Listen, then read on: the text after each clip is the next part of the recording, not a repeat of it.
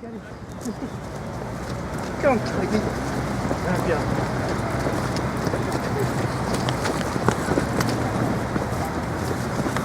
Wait, let's gather first for what we've got here. Yeah, can we ask them to come in and monitor? Yeah, they can come in.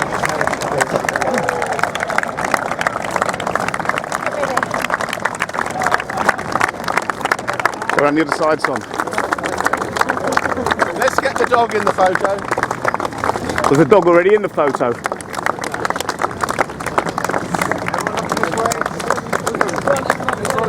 Keep the smiles up. Thumbs up. Nick, 4 years ago I asked you what were you going to do about institutional paedophile operating in this country now. Your reply to me, Nick, was, I don't know what you mean by institutional paedophile rings. Do you understand what I was talking about 4 years ago now, Nick, and stay in my eyes? Talking about taxes, thanks very much. Oh, thank you. Gotcha. What about Leon Britton? When are we going to get him out? Go. What about Ben Kello? And this is why I didn't want Bill there. Where are they? Excuse me.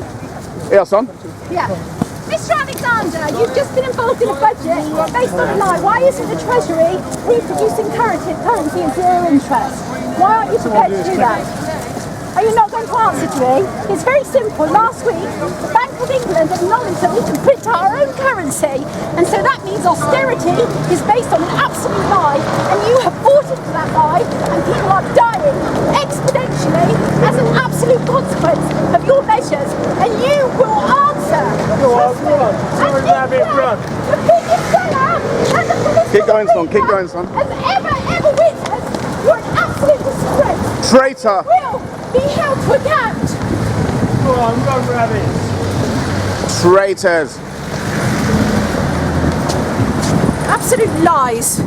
Absolute lies, and that's what happens when you call our political representatives to account. They are lying about what has taken place. Hundreds of thousands of people are dying as a direct consequence of austerity measures when the Bank of England admitted last week in a paper that we can print currency at will, and he has just refused to discuss the Treasury printing its own currency, the Bradbury pound, but we will call him to account.